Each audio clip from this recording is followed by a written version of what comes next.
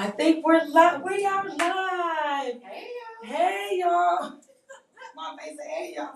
Hello, y'all. Welcome to my Saturday LinkedIn live event. I am Tina Marie of Tina Marie the Bridge Builder. If you do not follow my platforms are for the empowerment, the encouragement, the inspiration, and healing of women.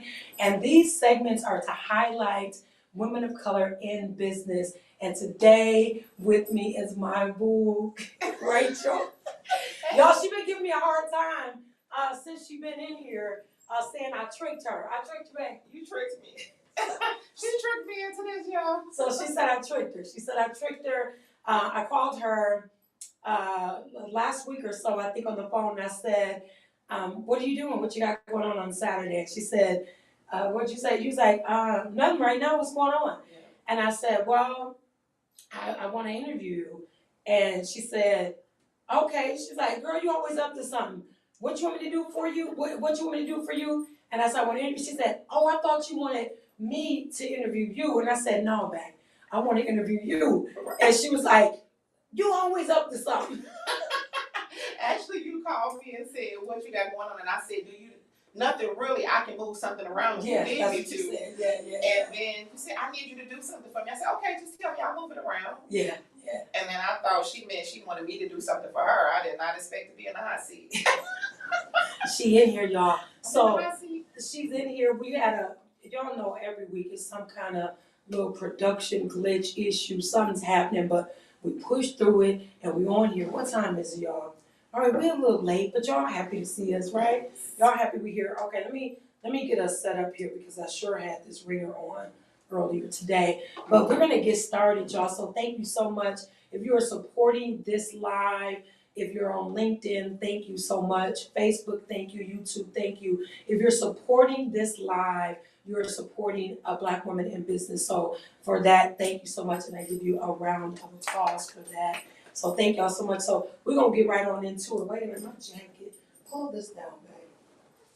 Yeah, thank you. She's so cute. You see, I need my jacket to be right. All right, there. We ready. I'm sorry. She's so cute. Because it was like, no, I see it. I gotta put on a couple pounds. I'm trying to figure that part out with these clothes. Okay, so listen. Okay. I don't even know what to expect here. Okay. She's been nervous since she got in here, and I don't know why. Y'all, I don't know why she has the biggest, boldest personality. So let me go ahead and introduce her formally. This is Rachael Joiner, CEO and founder of the Brown House Group. Yes. Right? It's a real estate firm. Yes. Okay. Rachel has an office here in Phoenix, and she also does a ton of business in her hometown, Chicago. Yes. Right? So tell us, just give us a little bit about the Brown House Group, how you started the Brown House Group, and what does it do other than be a place that sells property. Gotcha. Okay. So technically, the Brown House Group, the big umbrella, is not real estate. But that's what most people know me as. So I do have the Brown House Group real estate firm, right? So the Brown House Group is an education center, basically. So it encompasses all of my businesses. And I just focus more on the Brown House Group real estate. So when I was in Illinois and I was a director of education at a college, I had this course called Brown Houses. So it was just a course called Brown Houses. It was teaching people how to do real estate investments, how to like financial literacy things, about credit. And then I moved here to Arizona and I went back into real estate and I was trying to rebrand. And my branding person said, why rebrand? Just switch the name up a little bit. You already have the premise and it's doing well. So we went to the Brown House Group and it just made sense because it brought everything together, you know, and I love it. So I love the name. Yeah. So there's something in a name, right? In a business name. And I love the Brown House Group. Every time I think about it, I think about this big, amazing firm that's ran by people of color. I love that name. That's exactly it. Yeah. So it came that way. It came in two ways. So a brown house is actually the symbol for a grieving mother, and I'm pretty sure you're gonna get into that later. Yeah. But brown houses is a symbol for grieving mothers, like to have a place to come together. and grieve and to do things together. And then obviously Brown Houses is me bringing together and helping women of color as well, me and you all included too. So so it all just went together. So everything that I have goes together underneath that name. So I just love it. Okay, I love that. Yeah. So so tell us about the education piece. So we know we got the real estate firm. We know that Brown House Group. I didn't even know that Brown House stands for Grieving Mothers. I learned that. Yeah. See, every time, even when I know people, and I sit down and talk to them about what it is they do, and we go into it for real and with intention. Yeah. I learn something new every time. So I didn't even know that, babe. Yeah, because we're around each other all the time, and I don't think I've ever said that. No. Yeah. Wow. Okay. Mm-hmm. Okay. Every time I see a Brown House, I'll like say a prayer. That's yeah. Yeah, that's kind of where it comes from. So the education piece is what you asked me. So my career before being a real estate agent or being in real estate at all was an educator. That's what all my degrees are in. I was an education director of education and a director of student services at a prominent college downtown Chicago, right across from the Sears Willis Tower. It's the Willis Tower now. Nobody's gonna call it that. But across Nobody from from Chicago. right? Nobody from Chicago is gonna call it the Willis Tower. So that's how you know somebody really from Chicago. But it was a college right there. I was the director of education there for many years. I loved my career there. I never wanted to leave. I thought I was never leaving there, but I had to. I had to leave for personal reasons, and I don't know. I just couldn't shake the education piece of me. You know, I started there as a pharmacy instructor, actually a pharmacy professor, and then I was promoted to the education director, then student services director, just because I kept trying to find things to help the students. And I wouldn't focus on my job as the education director. I kept trying to do things for the students. And finally the president was like, look, we're going to make up this title. And you figure out what goes underneath the title and write a handbook. And I had got this title of Director of Student Services, and I just ran with it and started implementing financial literacy and sexual harassment and all these things into the college. Wow. And when I became a real estate agent, I kept missing something. Like I loved the whole real estate aspect of it, but I kept missing something of my two loves.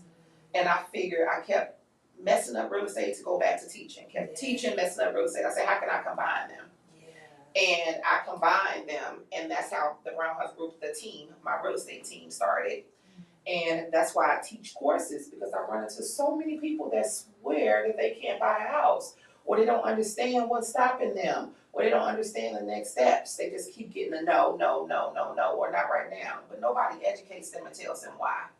You know, or somebody. Ain't that something that's that people look at things as like so undefeatable. Yeah. Right? Looking at a house, it's like it's this big thing to overcome, to accomplish it. When all it is a matter of being empowered through education, following the steps, right? Absolutely. Yeah. Absolutely. It's just a matter of taking the steps.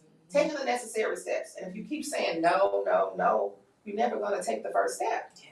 So it's just teaching people how to take the steps. You know, even people getting their credit together for this. It's like, so you go get somebody to repair your credit, but you don't even know what happened. Yeah. You know, so that's why I like the education piece. I always tell people, I'm not a credit repair girl. I'm a credit counselor. And I'm board certified credit counselor. Like, get counseled so you won't make the same mistake again. And you can continue to build wealth, continue to get new businesses, continue to buy properties, continue to make investments in generational wealth for your kids. It's just all goes together. God, we be so hard-headed as a culture. Hard-headed. Want everything right away. So you helping people. So I know one of the biggest things, y'all. Somebody don't message me later, don't come into my inbox later, asking me and getting mad and frustrated and say, why are you saying about our culture? But at the end of the day, we want everything right away. Yeah. Right? You're helping them you're counseling them on their credit, telling them the things they need to do, but everybody wants everything. Well, I did that, so why are they doing this now? Yeah. Yeah, and don't beat Tina up, you guys. My clients love me, and my clients are all races. Nationalities, races, mixes, everything. Yeah. My clients are for every part of my business, right? For every part of my business. Yeah. And they all appreciate me, either way it goes. And they find me like on the internet or something like that. I do have issues sometimes, though, quite honestly, with us wanting things right away, or fighting the cost of things, or, you know, when I say a couple of $100 to do credit counseling or something like that, it's like you got $200,000 worth of student loans, you know, and you didn't hesitate to take out those and let those, that's what's affecting our lives. You know, me too, let's be clear. You know, me too. Let's be clear. I told you I have all these degrees. You know, but then something that can help you in a matter of 90 days, you know, education right then. Like, come on, we gotta get it. You know, we deserve things. Yes. We deserve the same. And all good thing, a good thing takes time and hard work. Yes. All good things takes time and hard work. Yes. Is that right? Absolutely. Because my life ain't always been. Yeah. My life was a little good, but my parents are great. Yeah. You know, but you know, things happen. It's not always positive. Yeah. You know, when you hear somebody speaking, or a successful woman or man speaking, and you just, sometimes people get intimidated and they think that it can't be me, or they had to do this, or they were born with a silver spoon, or they were educated. No, life's life for all of us. Man, life be life, and especially lately. Okay, so let's talk. So you have a real estate firm. So when did you move to Arizona? I moved to Arizona December of 2014. So you moved December 2014. You came here. You regrouped yourself, rebranded, Brown House Group, firm here.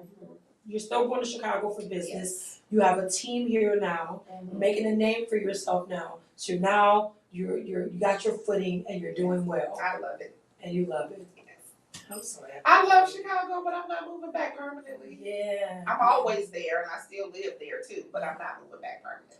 Okay, and so the nickname they have for you is the Real Ass Realtor. Yes. Right? So how did you get that? How did you get that name? Actually, one of my friends gave me that. So I started off as the Real AZ Realtor. Like the Real Arizona, as the Real Arizona Realtor, right? That's how it started. Okay. And then I did a live one day on Instagram, and this girl came on, and I was just talking like I normally talk, you know. And I was probably cursing people out like, pay your bills on time, or, you know, something like that. And this girl said, "Oh, you're not the Real AZ Realtor, you're the Real Ass Realtor." And I laughed, and then it happened again and again. And one of my friends, she lives in Vegas, she actually said, just add another Z to this. You know, she said, we just gonna add another Z to this. And then we just gonna add another Z to it. Just keep it up there. And everybody kept putting it in the comments, and I kept taking it out. And she said, just leave it. And then I said, determined for you to be the Real Ass Realtor. She said, and I was going through branding at the time too. And she was like, just leave it. You know, I was going through branding with Renee. She said, you know what? It fits you. It fits your personality. It's who you are. You always gonna keep it real. You know, just keep it. Roll with it. And then I just never. And then when she did my website, she put it on my website, and I said, "Oh, I guess I'm the Real Ass Realtor." But you are. Yeah. And that's what, you know, straightforward, with compassion. Yeah. Right? Being straightforward, telling people what they need to hear, even when they don't want to hear it. Yes. That's what makes you a Real Ass Realtor. But you know, that's what we need. We need someone to step up and say, you ain't buying no house in 6 months. You got too much stuff going on. You ain't buying no house in a year. You got too much stuff going on. These are the things I need you to do. And hearing those hard truths, I think, is what sets you apart from a lot of realtors. Right. Right? Because people will, if it doesn't even look like it for them. So, for an example, if you're trying to buy a house with someone and somebody's credit ain't right, you're a couple or whatever, and instead of them saying it like, you know, you guys, this is all the things you guys need to do. They just kind of leave you hanging because they want instant gratification. Some of the realtors. Yeah, that's a big problem for me actually. Yeah. I forgot about my new career move, but so that's a big problem for me, and that's one of the main things that happened. So I became a real estate agent. I was actually a real estate appraiser first, Tina. So, I didn't know yes, I that. became a real estate appraiser back in 2007 or 2008. One of my friends, my good friends actually, she owned an appraisal. You can do it individually back then. She owned the appraisal company and she just needed help, right? And one day she called me and said, "You're the smartest person I know. Go to real estate appraisal school." I said, "I'm not doing that." Like, I had no thought of being a real estate anything. I said, "I'm not doing that." She said, "I need you." And I said, "Oh my goodness, somebody always talked me into something." And I did it, and I was just taking photos for her and stuff like that. That's really it. And I just did it temporarily. When I moved to Arizona, I quit my job at the college. I always get choked up talking about my son, but I quit my job at the college as my youngest son was growing up, and I needed to move away from Chicago, just for internal peace. And when I got here, I said, "I'm gonna chill for 2 years. I'm gonna chill. I worked hard. I'm gonna just travel." And my husband and I started traveling and just enjoying ourselves. Then I said, "Oh, we need some medical insurance. We better go get a job." That's really what happened. I walked into I said, "What am I gonna do?" I started thinking about all the things I knew how to do. And I said, I need to be able to teach people things. And I started looking for properties. And I started thinking about, that's what did. I said, I'm going to go back to appraisal, switch my appraisal license over here. Because I had so many issues when I was an appraiser back then. Because everybody was in foreclosure. And I walked into a house one day. It was so many people that were getting put out of their houses just for lack of education. It was like, why are they getting put out? Why is this house in foreclosure? If they would have just known this, then this. That happened to me so many times that I kind of committed my mind to say that I was going to help one day. And when I said I was going to do it here, I went into no joke. I walked into the real estate school to switch my appraisal license over. The class wasn't starting. I said, that's not how my brain works. I need to do something today. She said, well, we have a real estate agent class starting Monday. I said, sign me up. I'll just sit through that and just to waste time until the appraisal class starts back. And I signed up. I took a crash course. And then I was like, oh, I got to hang my license somewhere. You know me. I went to 15 different brokerages, interviewing them. Because I don't know who I think I am. Interviewing them. Like, what y'all got for me? And then I found the place that I was going to be at by accident. I don't regret it. I've been there ever since. I've never gone to another place except my great broker in Illinois. Shout out Lutalo. But I stayed at this place here. And then I've been at this same company forever. I just started my real estate team this year in January. And I just love it. And I put everything together, I just was like, okay, all of my things go together. I do a lot. People say you do a lot, but they all go together. I started my new venture. I know. 1st. I can't wait to talk about that. It's funny that you said that because people say to me, you do a lot. They all go together, baby. Yeah, they all go together. I don't do a lot where I'm like, I go from being Tina Marie the Bridge Builder, empowering and connecting women, to now I am selling skis on the side of the road. Exactly. That's doing a lot, right? You know what you can say? This is what I always tell people when they say that. My job title, my career never changes. Yeah. My career has never changed. I'm 47 years old. My career has never changed. I have always been an educator. Yeah. I didn't change. My clients change from time to time. Yeah. But my career never changes. I'm always an educator. But the visions will always, they don't change, they expand. They expand. Absolutely. The visions expand.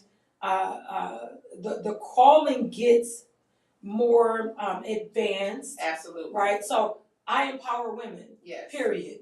That's what I do. Period. And so on any platform and anything that I do, that's what I'm doing. Exactly. Whether or not it's through my organization, the platform of the sisterhood, or whether it's sitting here talking to you, whether it's hosting a holiday pop-up shop or teaching a LinkedIn class, whatever it is, right. I'm empowering women. Exactly. And so it looks like we're doing a lot. Right. But we're just doing what's in alignment of our calling. Exactly. And I get my sleep. Yeah, period. One thing I'm going to do is sleep. One thing I'm going to do is lay down in the middle of a storm, too. If I got 200 things that's being thrown at me and I feel overwhelmed, I'm just going to lay down. Yeah. Like Jesus, I'm going to get right on everything but the leather pillow. Just give me a pillow and lay down. Yeah, you have to. Yeah. It's important. Yeah. It's important. Yeah. It's such a moving thing for me to educate people and not be that realtor that pushes people away. Yeah, yeah. You know, once they can't do it or something happens, I always tell them, no, we're not. Why all realtors say, all loan officers or whatever say, it's not now, it's when. But I really want them to know that let's sit down together and come up with a plan. Let's get a timeline. Yeah. So it doesn't take. Maybe I buy a house in 5 years. It don't take that long. Yeah, yeah. I gotta get somebody to get a temperature check for us right now. Okay. Yeah. It doesn't take that long. You know, it's just a matter of, are you going to stick to the plan? Yeah. You know, when you get a plan and a budget, and now if you're not ready, you're not ready. Yeah. You know, if you're not prepared or when I say ready, I mean mentally prepared. Mm-hmm. You know, if you're not mentally prepared for growth, then you're not going to do it. Yeah. Period. You know, you're not going to do it. The real ass realtor will tell you, well, my credit's straight. I got a house. I'm not pressing you to do that. If you want my help, if you want my services, book an appointment. Call me. But I'm not pressing you to do it. No, you got to stay on me. No, I'm not. No, I'm not. Because you have to want to do it. I can't stress myself out trying to help you do something that you don't want. Now, you ask for my help, I'm all in. I'm going to curse you out along the way, but I'm all in, you know? I said this last week with Whitney. I said it the week before that with the other ladies. I'm going to say it again to you. We're in coddle culture. Mm-hmm. We're in coddle culture. Yes, we are. That's what we're in. Yes, we are. We're in fugazi culture. Yes. Where everyone wants to pretend like nothing is wrong when there are things wrong. When you address them, everybody's clutching their pearls. No, babe, that ain't how we live it. Or the coddling of people want you to hold their hands through everything. But that ain't it. I'm gonna, my famous saying is, not only am I not gonna, when they say teach a man to fish, right? You'll fish for a lifetime. I ain't giving nobody none of my fish. I know that's right. And I'm not fishing for you. I know that's right. I will teach you how to fish. Yes. Period. Yes. You will learn how to fish for a lifetime, and you will have your own fish. But I'm not gonna give you my fish. Yeah. And I'm not going to fish for you. Yeah. And that's the world we live in today. If they don't want you to give them your fish, they want you to fish for them. Yep. Yeah. Yep. So and my that's problem the biggest used thing. to be, my problem used to be that I used to give away all my fish. Yeah. Just giving stuff away. Yeah. My financial advisor told me one day, you just give it all away. That's the lesson. What you I learned that lesson. I was giving away the fish. I was fishing for people. I was doing all of that. That's all under the umbrella of what though? That's all under the umbrella of people pleasing. Yeah.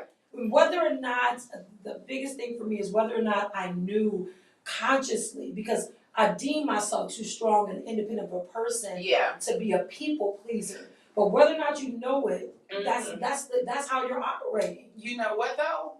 This is gonna make you feel good too. And I'm not doing it intentionally. So I learned years ago that people pleasing is two ways, right? So our way of people pleasing is not weakness. It is not wanting to see somebody else hurt. We want to help people. We want to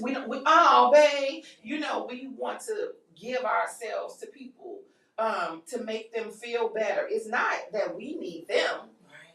It's that we don't want to see people hurt or in a bad place. I know that's what it is, babe. I know that's what it is. I don't want to see them going through, and I want to save them from going through. But it's still under the umbrella of people pleasing. Because the only thing, the way I view people pleasing is you're doing it just to become someone's friend or to be liked. That's never been right. And so I had to take a look at myself, well, why are you people pleasing? Because I don't want people to be hurt and suffer, and I want them to be great. I want them to be their best. And if I can help somebody to be that, then why don't I be that? What I learned is you're giving away your fish, babe, and you're fishing for people, and that's why you're feeling depleted.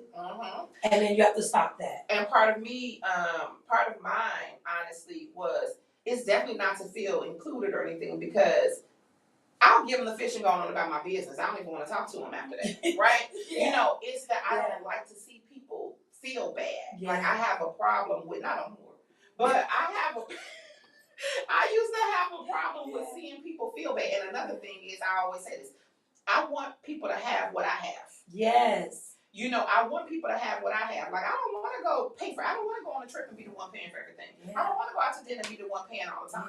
You know, so you want to see your people win. I want to see my people win. You want to see the people around you win Yes. in a real authentic way, not win till they get to a certain level, then you feel away. No, I want my people to win because somebody's cups got to start overflowing. Yes. But you know what I soon learned, and it took me a while. You know, it took me a while. I had to learn I can't want them to win more than they want to win. Oh, that's it. That's when you stop. That's when you stop. That's when I stopped because I felt like I was giving away too much fish. I felt like I was doing too much fishing. And guess who I wasn't feeding fish to and fishing for? Myself. Exactly.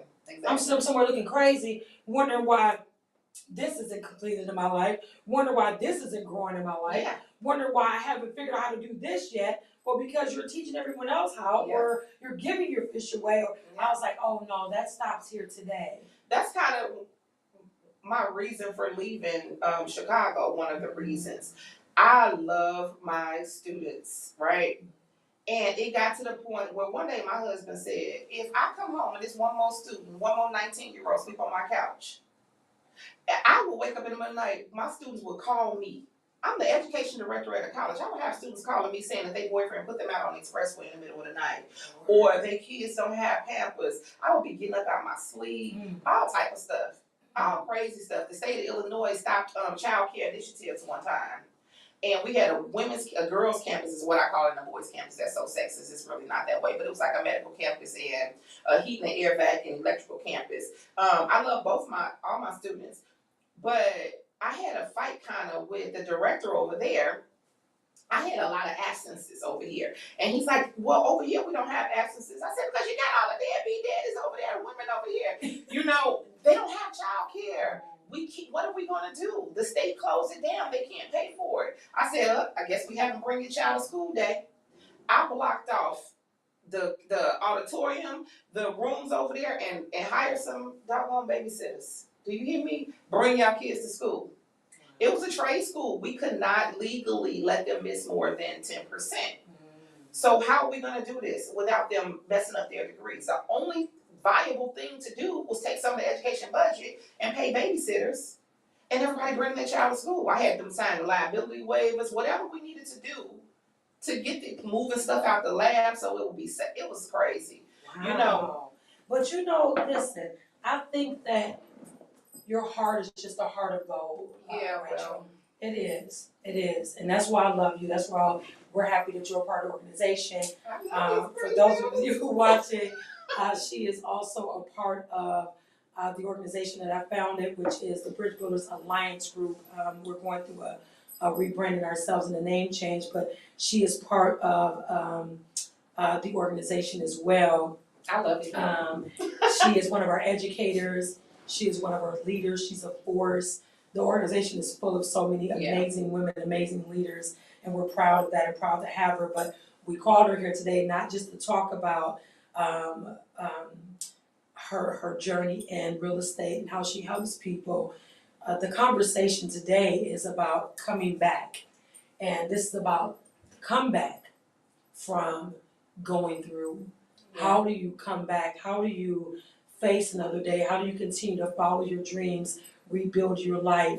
How do you rebuild your brand? How do you do all of that in the face of trauma? Sometimes, so many of us feel like we're inside of this dark place and there's no getting out of it because of what it is we're going through. And then we see sources of light that have been through it, like Rachael. And every time someone calls me and they feel like their world is coming to an end, and it does feel like that for them, but I draw from her story to be able to help them process and come through. And so part of your story is your son was murdered at 14 years old in Chicago. Right. Yeah. So you kind of went vacant internally for 2 years. Crazy. Yeah, crazy. Mm-hmm. Okay. Tell us about that. Give me 1 second before you get started, okay? Give me 1 second before you get started. Y'all give us 1 second. She trying to control this temperature in here, y'all. I got it controlled, but I'm also trying to make sure that our temperature is good and that everything else that we need right now is good. Yeah. Tina didn't hit a button, y'all. She didn't hit a button. See, I knew not to try. No, just she always up to something.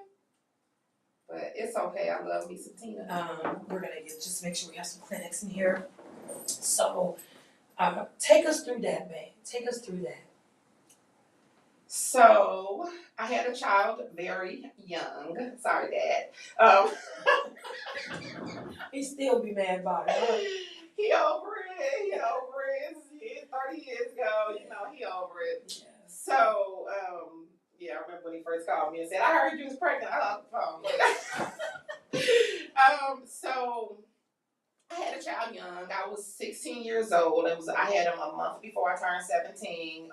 Young ladies, the first time can't happen to you. But I was actually a senior in high school at Mother McCauley, liberal arts in Chicago. I was a straight A student, doing very well, headed to college, had my child. I'll move faster that part. Had my child, everything was great. His family was amazing. And I didn't have any trouble raising my son, right? I had a great childhood. My son had a great childhood.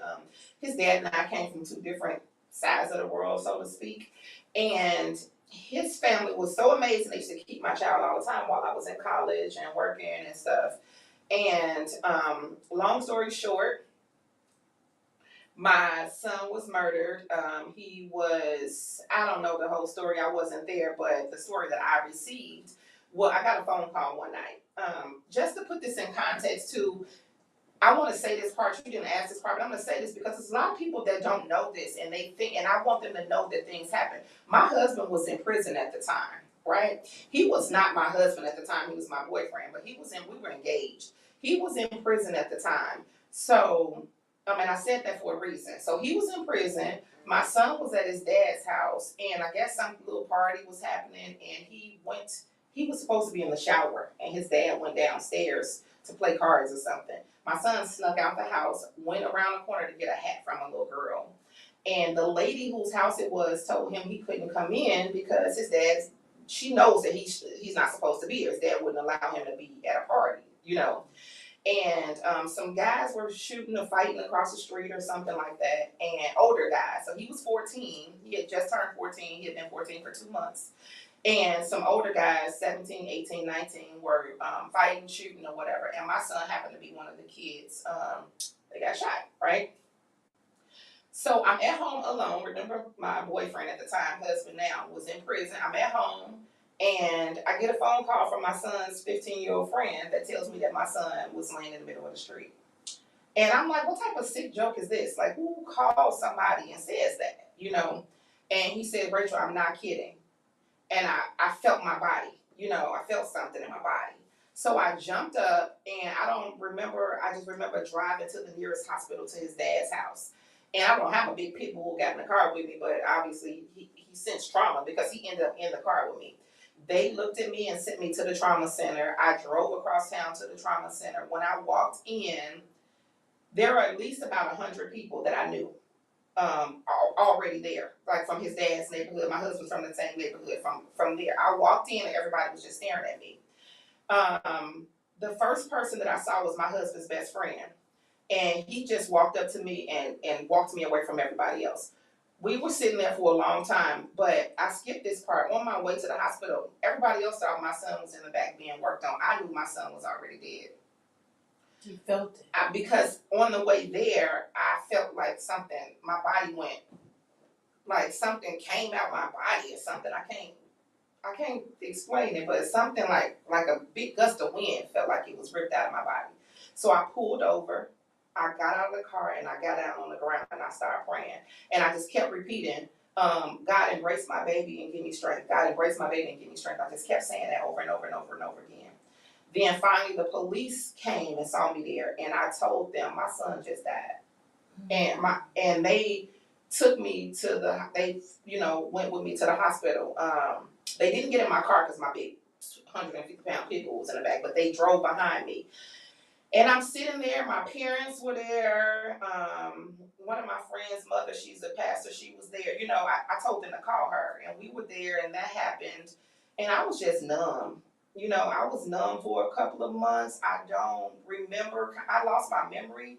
Um, So so let's go back. So when you found out you left, you drove to go find out what was going on, mm-hmm, and then that's when you felt mm-hmm. On something the way to being the hospital. on the way. You felt something being ripped away. Yeah.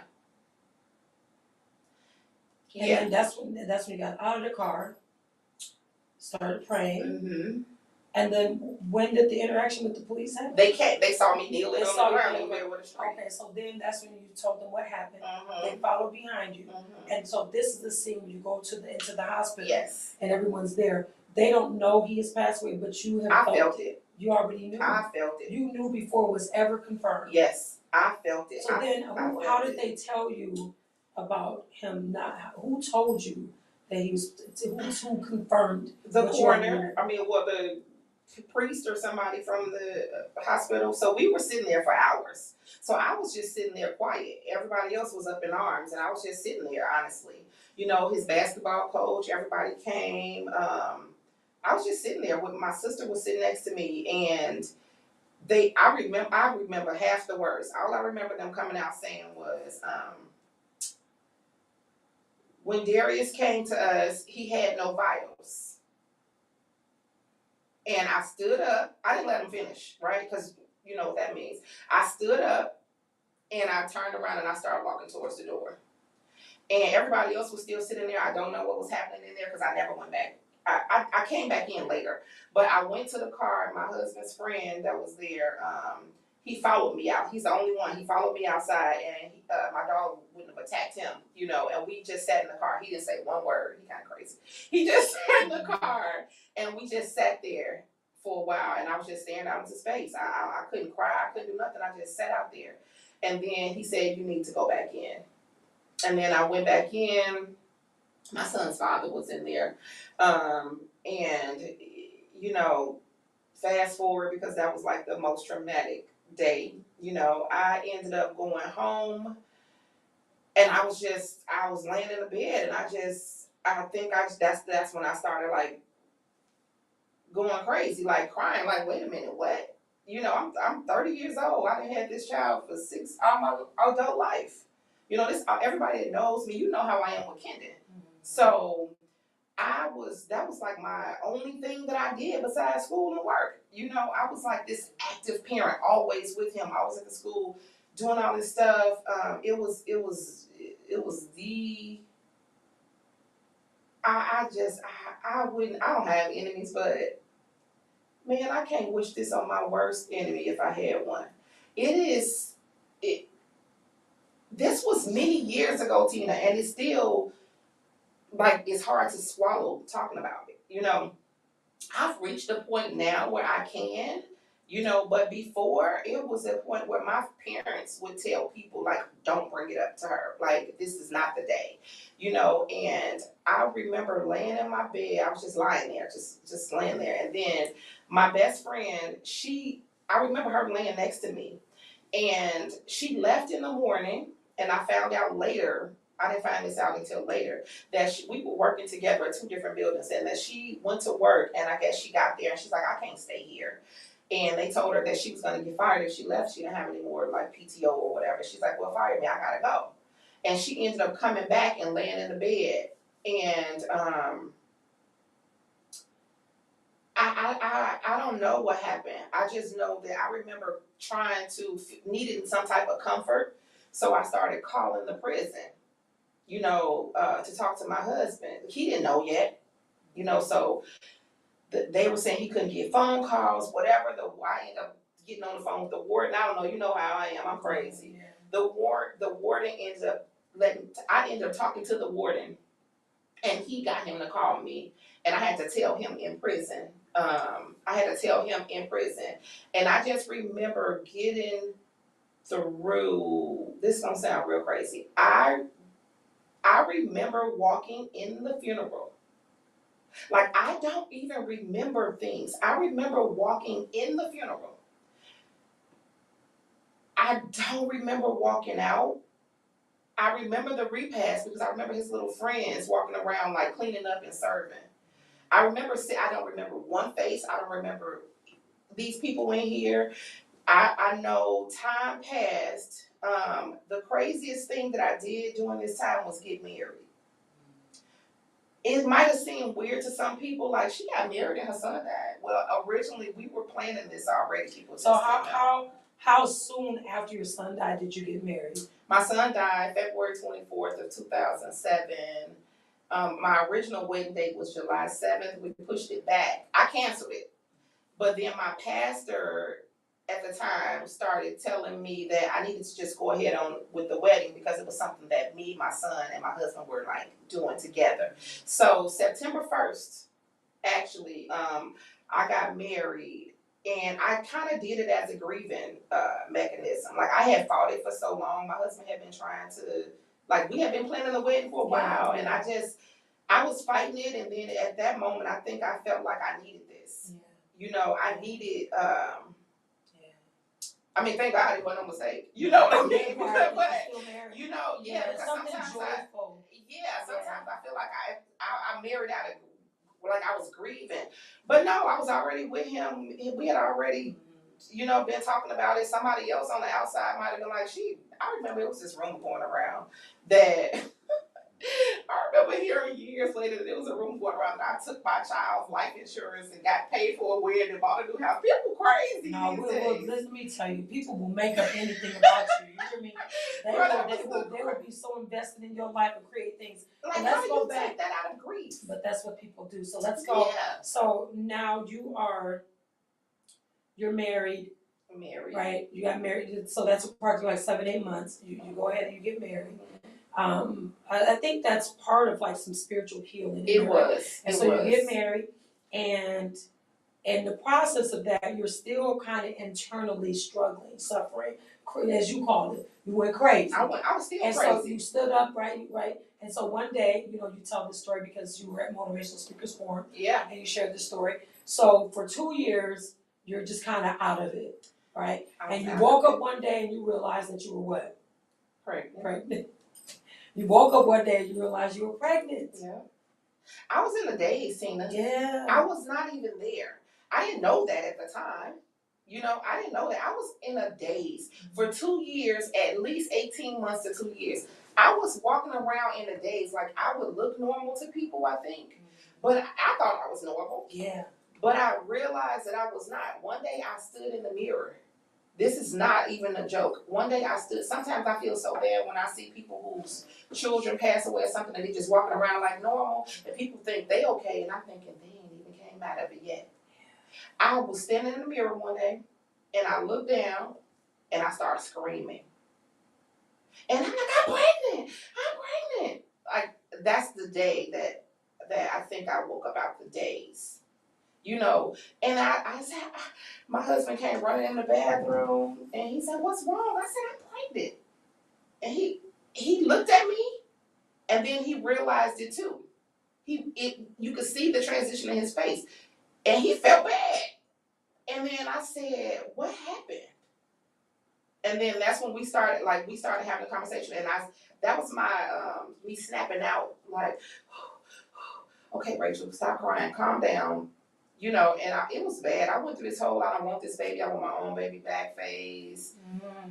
Then I went through, after the baby was born, I went through this, I got to do it right this time because I didn't protect my son. So is that where the first comeback phase started for you, when you had Kendon?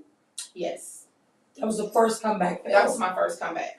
Okay. It was a comeback phase because you had went through this whole process of, I don't want this baby, I want my baby back.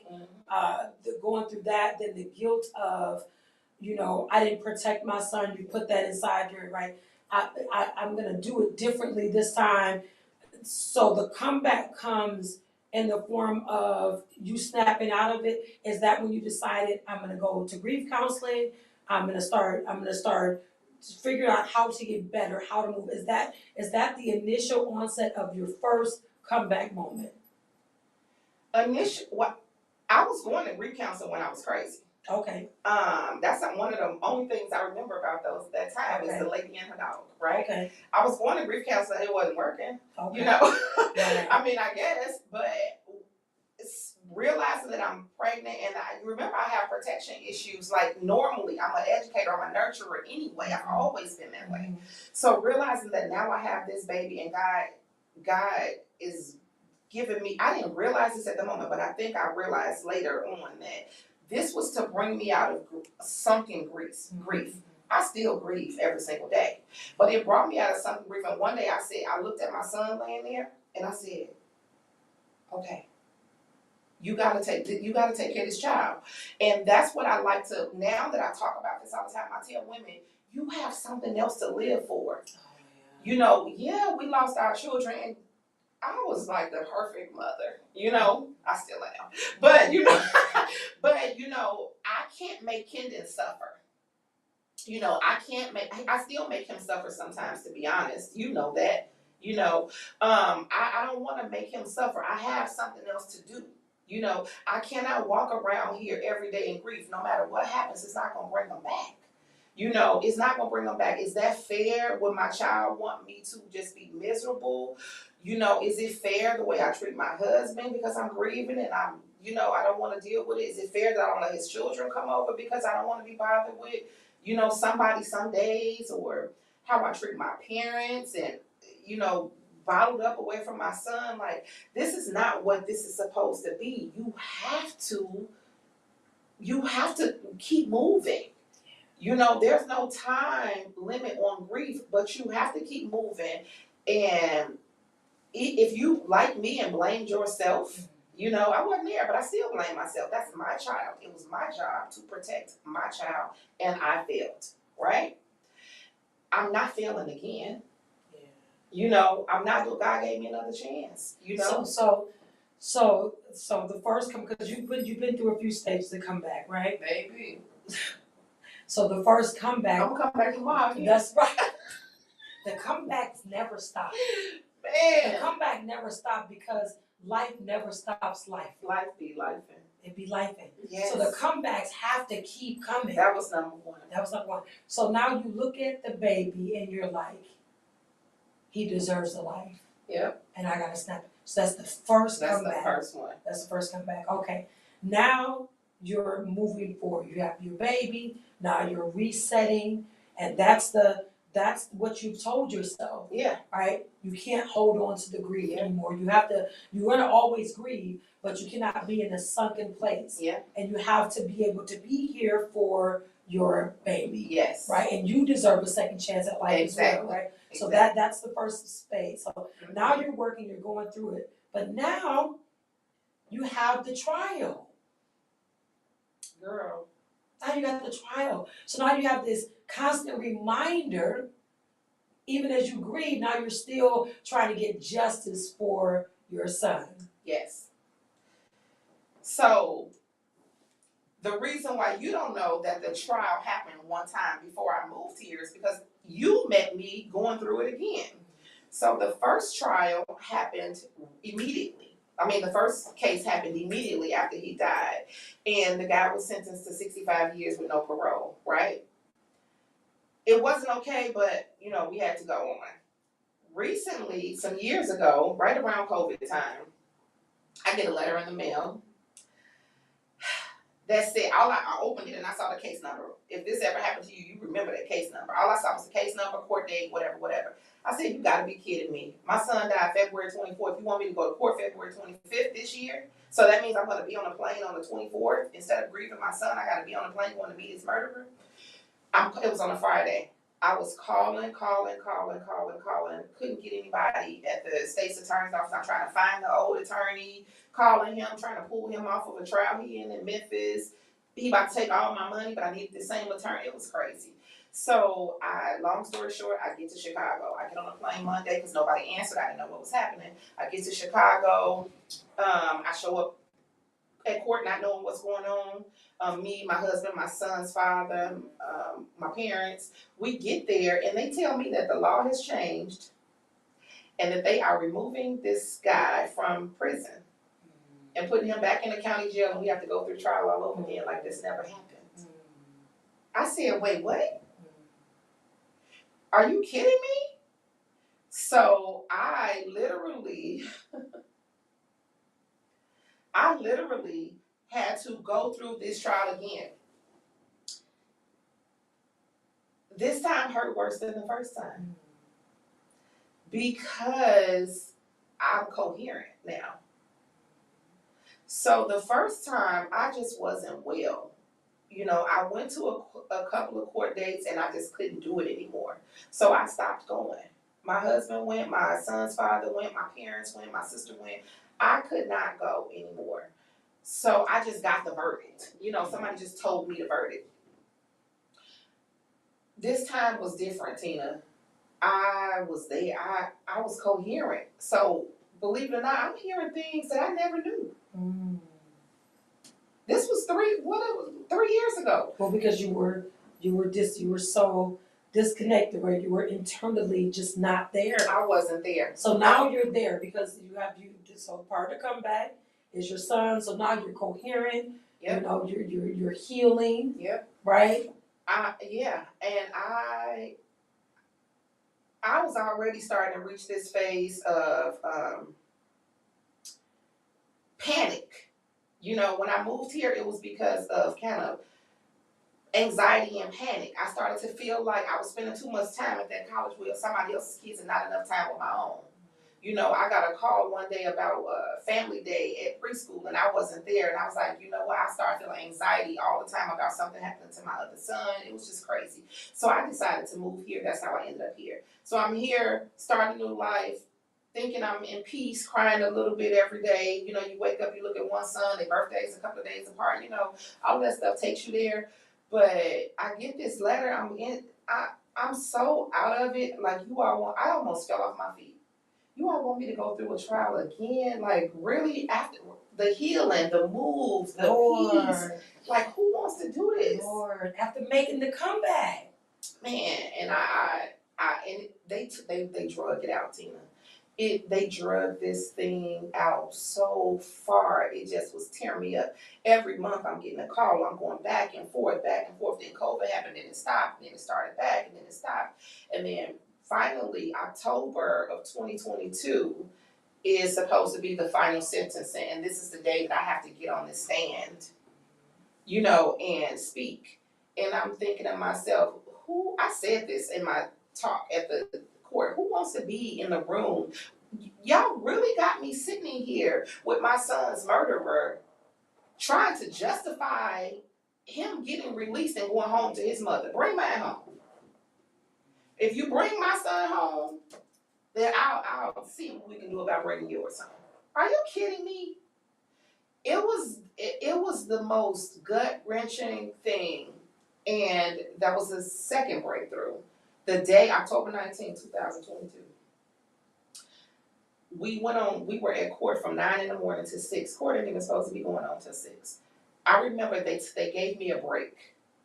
And everybody was there, my family was there, and I grabbed my husband's hand and we went to the car. I said, I need to go sit in the car. We sat in the car and I just started screaming in the car. Just started screaming. And I called my uncle, my dad's brother, and I was just screaming on the phone, and I'm screaming, and I said, today is the day. And my uncle said, today is the day what? And I said, I can't do this anymore. Yeah. I cannot hold this anymore. I gotta release this from my body. Yeah. This is doing something to my life, to my soul. And it was so many years later, I said, I cannot believe that this has consumed me. I didn't realize that it was consuming me though. Yeah, we had a conversation. I remember when you went to court and all the club sisters were all praying for you and we're all calling your phone. Yeah, that was crazy. Yeah, I loved it. I loved that. We all called your phone. Everybody was calling. Yeah, we were calling you and we were all praying for you. Yeah. And what you said to me after you got back here, your other comeback moment. Yeah. I was available that was for something. I was available for that comeback That was moment. something. Right, I was available for that. Yes, you were. You said Yes, you were. I'm not gonna let this take over my life no more. Yeah. I have to let this go. Yeah, that was the day. Yeah. Like, that was the real day. Yeah. You know, that day was for me. The Yeah. first time was for my son. Yeah. You know, the first time was for my son. This time it was for me. Yeah. I sat in that courtroom and I just was like, I can't do this. Like, just the anticipation of going. I ain't scary. I'm the real as real too, you know. But you know, I was scared for me. I was scared. Are they gonna lock me up in this thing today? You know. Yeah. It was just like, I need to let this go. I started to feel something in my body again. You know, and it's like I realized that I had been carrying that feeling that I told you I felt when I was on my way to the hospital. I did not realize that I had never let that feeling go all these years.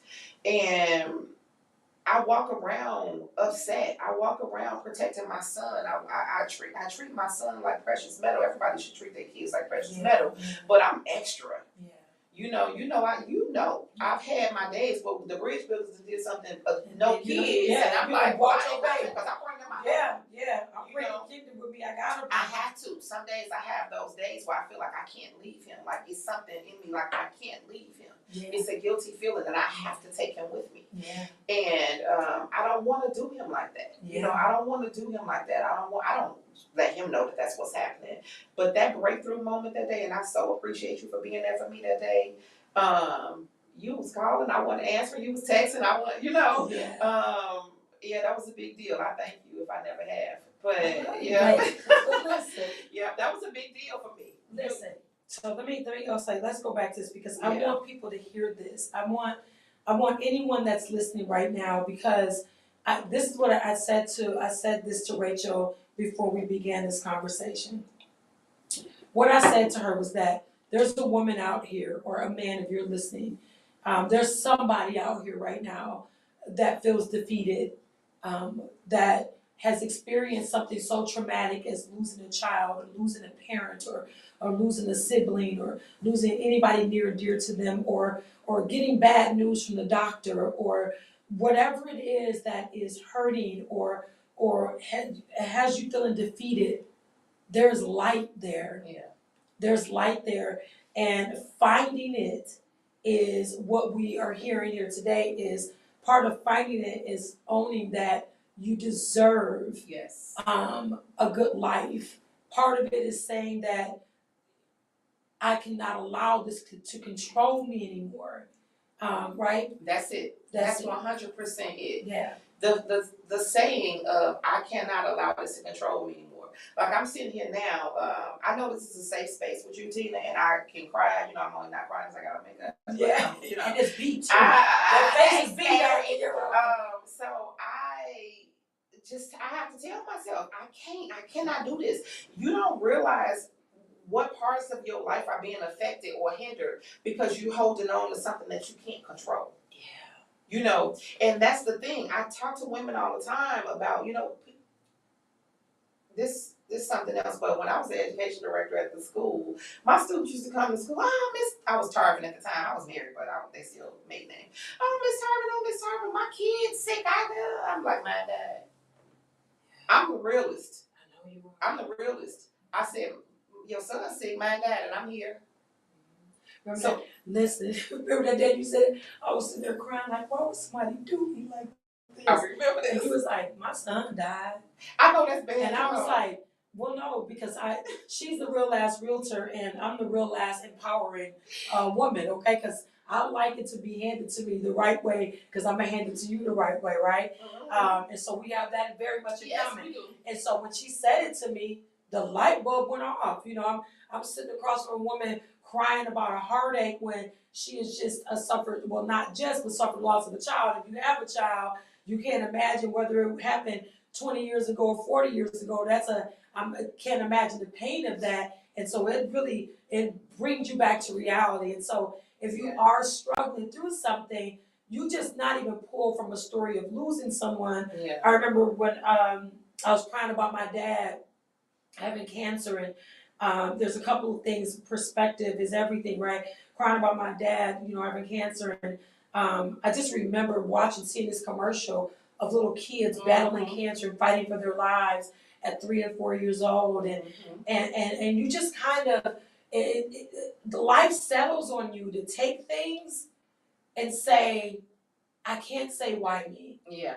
You just say, how do I overcome this and Yes. continue to go on? Yeah, because I haven't always been this strong. People always say, "Oh, you're so strong." No, I'm not. I don't have a choice. What am I do? Just lay in my bed and cry all day? What is good? What is that going to do? And Tina told the story, but really, what happened? She was so upset, and I had just got off the phone with the state's attorney. And I was in the car getting myself together before I walked in. And I was like, "Ooh, okay, I gotta do this." Like, I didn't know that they were gonna call me on my way here to do whatever I was coming here to do that day. And I had just gotten myself together and figured out how I was gonna continue on this day without letting this trial, we were going through the trial then. And you sitting there crying, I said, no, babe, it happened at lunch. Oh, that time. It happened. Okay. That didn't happen that day. That was somebody else then. No, the day you came to hear about the story, you came here, I was sitting at the desk, and that's when I was there for you the other day. That's you right. You always there for me, so that's she always there when I'm crying, so But I remember going through the trial period. Yeah. And that was your birthday lunch. Yeah. Yes. And then I was sitting there crying. Yeah. Like, no, you wasn't. It was justified. But it shocked me. Tina hit it too. Yeah. So it shocked me. So I was like, my child had, like, I said that as a, I wasn't trying to make light of it. I'm never going to make light of it, but I did it to snap you out of it. I snapped out of it. Yeah, I snapped out of it. Y'all don't tell nobody I was crying, okay? She was crying, and I wasn't used to that. I was like, what do I say to her to make her realize it's not this deep, I'm bad with that. I do that to people, honestly, because I say all the time, I got the best story.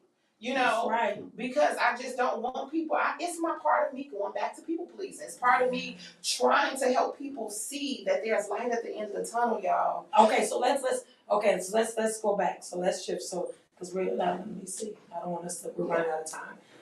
Let's shift back. So let's get into this. So now you come to realization after this last trial. The last time they're trying to take you to the court, and you said to yourself, I'm not going to allow this to consume my life anymore, right? So now that's a huge break. That's another comeback, right? Now you just forge through. You continue on building the Brown House Group. You continue to teach and educate people, even through all of this. That's what I want people to hear. That there is, inside of the pain, there is still purpose. You still can be purpose driven behind all of this pain. Yeah. So now you're doing that, but you also do something that's pretty amazing. What? Is you support, you provide a place for grieving moms. Oh, absolutely. Mm-hmm. It's important. Mm-hmm. It's important. That started because, and I'll make this quick. That started because, have you ever heard the saying that you standing in front of somebody complaining about rain? You complain about rain to somebody who's going through a storm. Mm-hmm. So it happened because I was sitting in a grieving mothers counseling group one time, and the people, all of us were looking like, what is this lady talking about? And then I said, have you ever lost a child? To the lady speaking. And she says, no, but she started telling me her credentials. And I said, and I asked you about your credentials. I asked you if you lost a child. Because she started telling this lady a time limit to her grief. We all left. We told her with all due respect. We paid our money, we left. And that was the day that I decided I'm going to have a safe space for us, right? For us to feel crazy together. For us to be able to talk about our children together and tell each other stories and our feelings and the way people handle us incorrectly, and the things that people say, oh, your child's in a better place. Well, as a mother, what better place is that to be than with me? Don't say that to a grieving mother, or you got other kids. Would you replace one of yours for the other one? Just things of that that people don't realize what they're saying to you. Don't say, oh, you're so strong when I'm crying about my child. I'm not. I'm not. I have to continue. So I love my space. I love this whole Grieving Mothers thing. We come together, we make Christmas ornaments for our kids and put our kids' faces on there. We do things with our other kids to teach our other kids about their siblings. Some of them, my son never met his brother, but he knows all about them. It's just how to deal with our family members, how to just cope.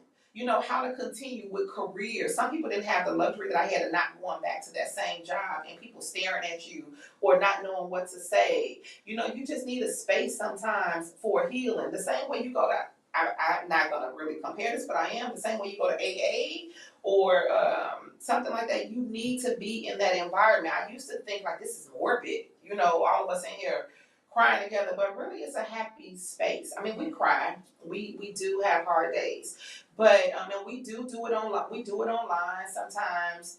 I have people in all different states: Texas, Ohio, Illinois. But it's important. It's important for my healing. Tell them the name of. So it's really the Brown House Group too. Okay. It's called the Brown House Group as well. It's actually being revamped on my website, thebrownhousegroup.com. There's a button that is Grieving Mothers. You might not be able to click it today because they're adding some states on there. Okay. But it's thebrownhousegroup.com, and then it's just a Grieving Mothers tab, and then you can get all the information, events, or whatever on there. That's so awesome. To sum it up, this is I don't know who said it. But you find out where there is lack. Wherever there is lack, don't complain about it. Fill in the gap. Yeah. Wherever there's lack, right? I'm sure that's how the first light bulb was created. Like it's dark as hell in there. What can I do to solve the problem instead of complaining about it being dark? Yeah. What can I do to solve the problem Exactly. instead of complaining about and a group of other women like they're inadequate. They're not teaching us the right way. You filled in the gap, and I love that.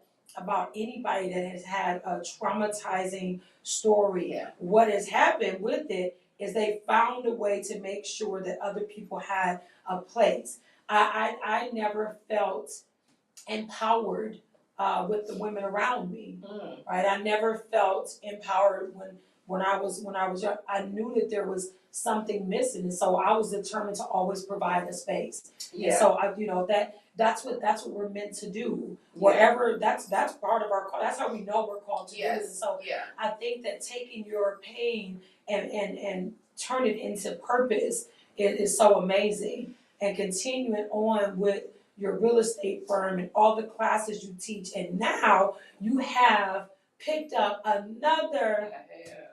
The real last realtor, y'all. She won't. So tell everybody, because she messaged me and told me, this is my sis, baby. Nobody knows yet, Tina. I know that. So I thought what our text would say. That was a dope move, that was babe. a dope move. That was a dope move. Yeah. Real smart business move. Yeah. And because I'm sure that you found some kind of lack in there. That's what happened. Why you stood in. So tell us all what you've added now to the Brown House Group and why you added it. Tina, she knows. My real estate team knows. So everybody already know I used to be an appraiser, I'm an educator, I'm a realtor, I'm a notary. Those things are normal. But I am now an official mortgage loan originator. So I'm a loan officer. Round of applause. I did that. Thank you. Congratulations. Thank you. That was dope. It was. It's dope. It's dope. I learned a lot. I haven't made the announcement yet, but I was going to do it. You just made the announcement. No, I mean before now. Before now. Before now. I'm so proud of that. Thank you. It was big. That's a one-house shop right there. That's a one-stop shop, baby. Yeah. I did. It's been in the making. I started this a year ago thinking about it. Yeah. Just out of frustration, honestly. Just, I'm not a person to see a problem. Like, I need to have a solution. Yeah. And I kept having all these issues I try to stay in my lane as a realtor and not step on toes. Let the loan officer do their job. I do my job. It wasn't getting done the way that I wanted it done, And it was just difficult. Like, the frustration of me having to ask questions to the loan officer constantly over and over and over and over again and not getting the answer the way that I needed it. I can only and I knew a little bit about it. So I could only imagine the frustration of the consumer or just the average person who knows nothing about this field, if I can't get the answers that I want the right way, how do they feel? And I'm getting frustrated. Yeah. No wonder they giving up. Yeah. No wonder they frustrated, you know. And I have some amazing loan officers that I work with now. Let's not cut that out. You know, I have some amazing loan officers. But sometimes it's just like, you know how you have to drop a class because you're not receiving from that teacher. Yeah. And then you go get another teacher. I'm an amazing teacher. Yeah. So I felt like if I get into this and then I make this a course and I educate the people that trust me. And sometimes people just don't trust the person, or they're embarrassed to tell the person. They already know me, love me, and trust me, right? Because you don't realize real. Yeah, and I'm gonna give it to them raw. Yeah. So this is amazing. It's been an amazing journey. I just started it one day. I just went and took a course, took it, and then I said, I started reading, I'm like, wait a minute, if you fail, I'm like, I ain't gonna fail this test. You know, and then I said, I'm not a studier. So I just like listened to it. And then I said, let me take this exam. I had been thinking about doing this for a while because I was getting frustrated at all the avenues and people not having the right information, or, you know, fighting for this cause of home ownership and generational wealth and people investing and building legacies for their families. You know, that's a big deal for me.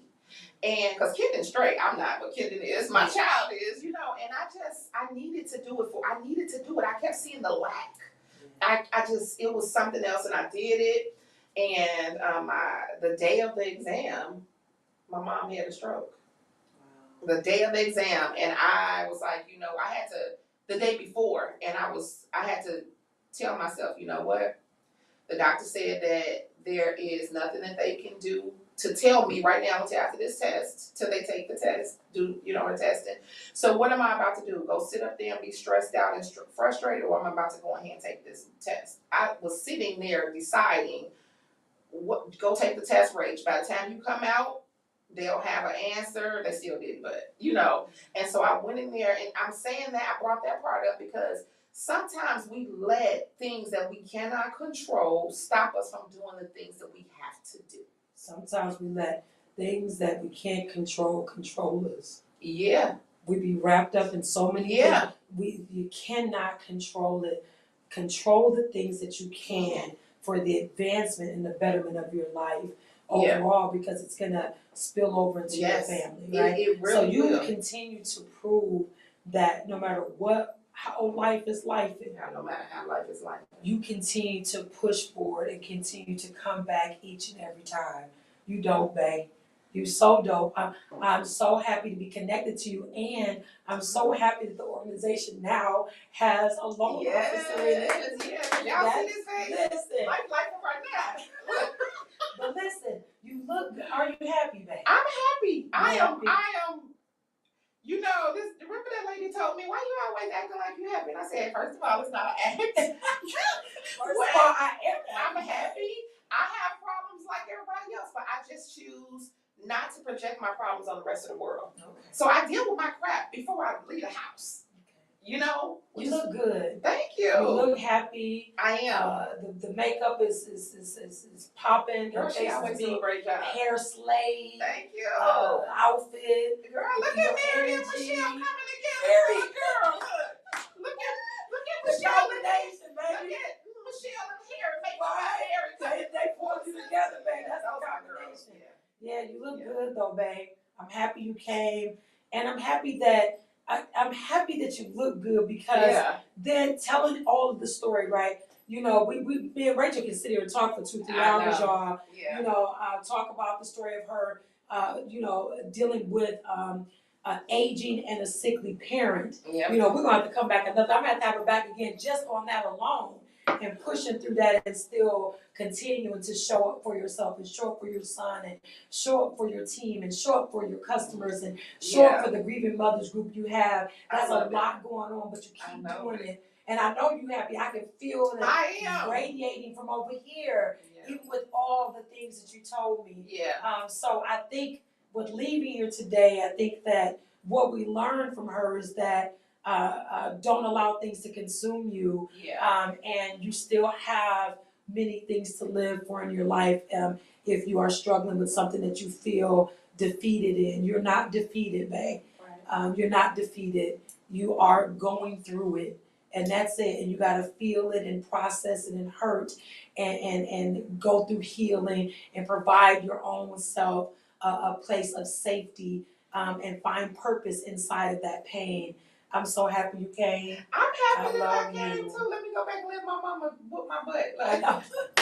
girl, she I'm get me so back. happy. Look, she get me back. Tell the people where to find you, babe. You can find me. I am Rachael Joiner. I am the Real Ass Realtor. You can find me on Facebook at Rachael Joiner. That is RACHAELJOINER. My official website is thebrownhousegroup.com. Real easy. You can go to theperfectarizonahome.com. I'm on Instagram, the Real AZ Realtor, or something like that. But I'm easy to find. You're on I'm easy to LinkedIn? find. I am on LinkedIn. It is just Rachael Joiner on LinkedIn as well. I'm here.